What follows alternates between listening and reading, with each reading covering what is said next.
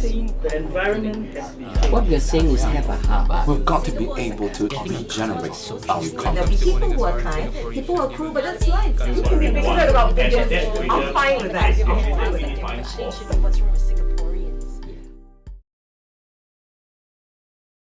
Okay, but let's talk about their families now. Their families suffer too, right? What is the experiences there?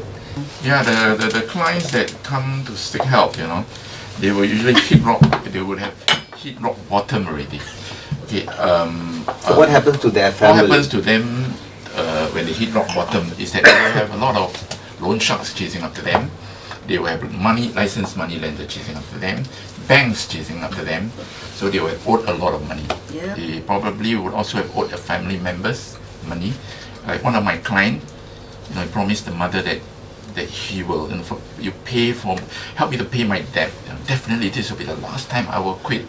So the mother sold the flat to pay off the loan sharks and all the debts. And within a month, he's back to gambling. And then the next moment, the next time the loan sharks were chasing after him again, he begged the sister to sell the flat. And the sister sold the flat. And then again he went back to gambling. So they're lying.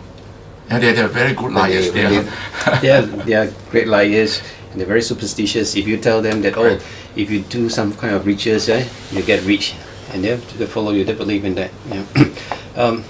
What Suzanne and Billy have shared, basically, there's this stage also called desperation. When it comes to a point whereby you needed money badly so that you can actually fit your craving, and you start to borrow from everyone that you know of, and people that you do not know of, in the form of loan shark and things like that. You will also take that chance to borrow it from them, regardless of whether the interest rate is going to be high or not. Whatever the consequence later on, get the money first, go and gamble. And that's how a lot of them got themselves into loan shark issues. And so this is the stage where people get desperate. Desperate means they needed money just to fit their craving. And when the time comes, nobody is going to lend them money. They've got no access to the gambling den or the casino for that matter, because they are now broke. And the next thing they think about what to do with life. It seems so empty now. There's no more chance waiting for me to make a windfall anymore. They become suicidal. Yes, that's right. You mean depression sets in when they reach the rock bottom? I think with all addictive behaviors, when the addiction goes out of control, there's a very high correlation with other mental disorders as well. Anxiety, depression, sleeping pill use to switch off your brain, alcohol, and the suicide rates among gamblers is actually quite high. The lifetime prevalence of deaths among pathological gamblers is probably about 15%. Actually, I counsel drug addicts, I counsel alcoholics, but I have not come across any drug addicts or alcoholics for that matter who will commit suicide because they ran out of drugs or they don't have a drink at all to sip. But I have seen and counseled gamblers who turn suicidal because they lost all the money and are heavily in debt. Yes, that's true. A lot of difference. The pressure from harassment, harassment from loan sharks, money lenders is very. Yes, definitely share with us. the family suffers the most. For drug addicts and for alcoholics, loan sharks, money lenders don't lend them money. Loan sharks, money lenders only loan money to gamblers because Because you look healthy? Because there's a chance to fight back. Because they know they know the gamblers can't pay back, but they know that they can target the family members. Yes. So they will go after the family members. The harassment is actually they harass the family members to pay up their friends, and they will use all kind of rough tactics to get them to pay. And that's why some people who can't find avenues to help them. Right? So how do they get out of it? Okay, so now they're in a situation where they can't help themselves. And how do they break the habit, and what are the chances of them, becoming addicts again? Is it very high? Drug addicts, I know they have a big problem. No, being clean? they must come out of denial. If they still think that they don't have a problem in spite of all this thing that is happening to them and to the family members, then there is no way that any counselors, any psychotherapists or psychologists, can help them at all. Yeah. They must come to a point where they realize that, hey, I truly have an issue now. And the next thing that I can only do is to turn around. And that's what they say by hitting rock bottom. Yeah. It's only when you hit rock bottom, then you can bounce back. Yeah. But of course, it is very important that you must admit that you have a problem. If you do not admit, no one can help. I repeat that. Yeah. But the surprising thing in Singapore is that we're having a lot of pawn shops, some of them even going for listing. Making a lot of money, So it's stimulating the economy. Yes. Just let me Oh elaborate. my. When I say if the guy is not prepared to change, you can never change him. Now you can mandate him. It's just like any patient. You can bring the patient to see a doctor, and he comes home and throw away the medicine. No change. Yeah. You can put the medicine in his mouth. He turn around and spit it up. No change. That's what I mean.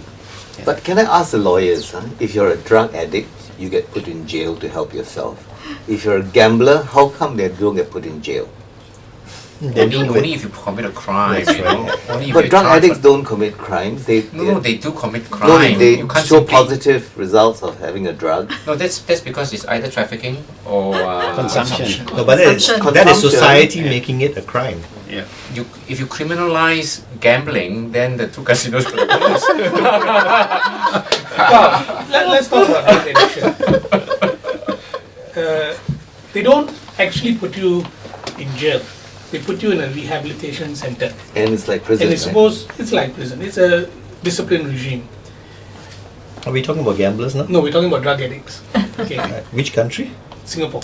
Okay. Right. So, to what extent that rehabilitation center works, that's another argument. But almost all drug addicts have a problem. It's very rare a person takes one shot of crack cocaine, heroin, and never does it again. Most drug consumers very quickly become drug addicts. Gamblers is a much more socially acceptable practice. The overwhelming majority of people who gamble don't develop addiction problems. All those people who buy 4D once a week, spend $10, 4D once a week. All those people who bet on Manchester United to lose their next game, every game, twice a week, they don't become addicts. Because they don't have this euphoric recall. If we are going to take the rule that every time you bet, you go to jail, we're not going to have enough place in the jails. We're not going to have enough people to act as wardens. There will be 5 people wandering around in Singapore and everybody else will be locked up. And not just in Singapore, in most societies. But we're talking of addicts who are Yeah. really. So the first thing to say is one thing to send drug consumers, people who consume the drug, to treat them as criminals, to lock them up and submit them to a vigorous regime. It's another thing to do it to gamblers. So, what is the best way of treating addicts, gambling addicts? For us, we use the Alcoholics Anonymous, the AA, the recovery, the 12-step program. So, like the first step is what they've said. They must admit that they are powerless over their compulsive behaviors. And the second thing is that they need a higher power than themselves to help them to get out of it. Okay. And then we go through the 12 steps program. It's a support program. Those people who have recovered or in the process of recovering will help those people who just come in, to walk alongside them and to hold their hands. Because the relapse rate is, for those people who are not in support group, I find that it's quite high. Because How on many their own, it's very difficult to overcome this How many addiction. percent the relapse rate? The relapse rate, for my side, once you're in the group, No, not in the group. not in the group, I won't have the statistics. Okay. But those people who come to my center to seek help, they would have relapsed about at least 3 times, 4 times Before they join the support before group. joining the support group. You know, so that means Then they within the got- support group, do they still go through a few relapses or no more? Some of them, like every 10 people who comes into my support group, 3 of them will drop out. That means they will go back to gambling. 7 of them will continue to stay That's and right. be on the right path. That's a good. That's a good statistics, good because of statistic. of the group support. Okay. Yeah, but before they join our center, they tried. Everyone wants to get out of it. Nobody wants to go into the cycle of debt and the harassment from loan sharks and all. Everyone wants to get out of it, but they can't on their own. So they will promise their family members, this will be my last time, and they were very sincere when they said that. Okay, they're not lying. They're They're not sincere, lying, they're but sincere. they're just weak later on to keep, But then keep the it up. moment they're cleared of Exactly. their debts are cleared and their money in their hand, like what Suzanne said, money in their hand, the first thing they think of is, I'm going to hit the casino again. I will bring back my losses. You're nodding. Why are you nodding? Why am I nodding? Okay. Like, Did you get a break and then your family members helped you and then you let them down? No, mine is really rock bottom. My family can't help me. Okay, to what I can see, the support group is important because the support group help them to understand. Look, you can't help yourself. That is when you go rock bottom. But when the support group is not there, but the temptation is still there, I will go. So, to what I can see is that government can come in to help. In a sense, like minimize, you have to increase certain restriction. Because as an ex-gambler, as an ex-addict, over all these things, if all doors are closed, then I cannot enter. That is almost my rock What do you bottom. mean doors are closed? What is closed to you? For example, like now the new laws, over the casinos, like under certain income scheme you cannot go in, or maybe Singaporeans you cannot go in, but Singapore you can enter, but you have to pay $100 and so forth. That works, right? No, to You wanna a bet? gambler, 100 You want to bet? is nothing. You're an I will example, find aren't you? ways. I will find ways. I was Because just testing you. yeah. But no, I think go. The One- easy access to yes, credit, that's the right. easy access to credit is a big So problem in all Singapore this- for gamblers. The government must help. There must be something done in order to minimize, not to help them to quit, not possible. So how did you help yourself? How were you helped? Okay, I went into the rock bottom, and I really can't do much already. So the only thing is that after I left the airlines, for 6 years I was. They asked you to leave. They don't want to renew my contract because I was gambling so much. Oh, it was Then because of I your was on gambling addiction. MC. Yeah, Okay. most of the time I don't go to work, so they didn't want to renew my my contract. So what happened was after I left the airline, I was confused. For 6 years, I was very, very confused. I couldn't believe that, at that stage I was in, and then every day I'm like indulged in drinking, smoking, taking sleeping pills just to suppress all So this that happens depression. from gambling, you take on these Because I other kept addictions? thinking. Yeah, Quite often, and quite scarily. it is. Yeah. For 6 years, I was in that. And you couldn't get out of it? Couldn't. So how did you get out of it? So my story is I'm a Christian. So my story is because God helped me. Seriously, Okay. it's the Lord. Okay, I went to a service, and then this service was telling me, the pastor said, if you believe that Jesus can help you, then you come to the front and I'll pray for you. So during then, I don't believe, because to me this world there's no God. I'm the God. And then I have prayed to so many so-called idols, gods. They cannot help me. So at the end, when I lost my money, I still, I cannot get help. So when that moment, when they prayed for me, I sensed a relief in my spirit. And because of that, the support group coming, from the church. So that's very important. Yeah, Yeah, support so group. when the support The group support come, group of any religion, they have and it that's Yeah, what they bring have- me up. among the Hindus and the Muslims and I the don't know whether Christians. I don't know whether Muslim they do also among the have Hindus and the the Muslims. Taoist, the Buddhists also had it. Yeah, but the support group is very crucial because, very because important, all those people support in the support group, they have been through what those new Oh, they guys are former addicts. They're former addicts. Yeah. Yeah. Oh, If you're not okay. an addict, why would you join the support?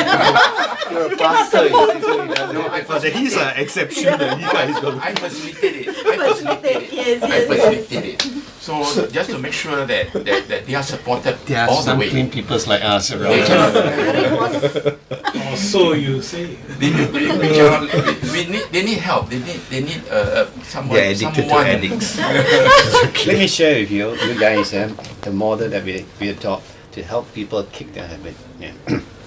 When a guy comes, whether it's being mandated or he comes voluntarily, thinking there's a problem and want to change, now we don't give him one-to-one counseling straight away. We put him in a support group. Reason is because we want to put him among people who has been through the journey, Yeah. and they can actually identify with one another. Yeah.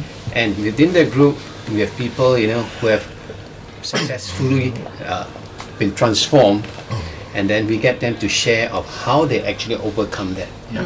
Now, for a newcomer who's now struggling and in the midst there, perhaps attending the support group for the first time, there is this hope in him that, hey, if that guy sharing his testimony here, and who was borrowing even more heavily than I have been, and this guy has been gambling even longer than I have been, if he can come through and can let the support group share of his victory, I just want to be in the queue. Yeah. I just want to be behind him. Better still, I want to be the next him. And that is this kind of encouragement. There's this dynamic to help. Now, the reason why I said early on that I don't believe in giving one-to-one counseling is because most of these people came, or they are still coming for that matter, is not because they want to change. They are there because their presence is actually crisis-driven. They're there because they have an issue with loan shark who are now harassing them, and then they come and say, hey, I got a problem, and because of my gambling problem, I have issues with loan sharks because I've been borrowing from them to feed my craving. Now, how do I settle all this? And so at the support group, we teach them pressure relief. Okay, so we give this form of therapy to them, and so that basically, after a course of time, like a few sessions, attending a few sessions, then they come down, and then we do an assessment and say, okay, all right, you will see me in a week's time for one-to-one counseling. And that's when the guy is stable here. You can tell him, reason out with him, okay, can we now examine the benefits of gambling, okay, and the disadvantages of gambling. So we actually get them to see for themselves, hey, what is so good about gambling and what is so good about not gambling, and then they make a decision for themselves. Yeah. How long does this process take? If you want to know, recovery is a lifelong process, because at any point in time, all it takes is a trigger and you're back. Back.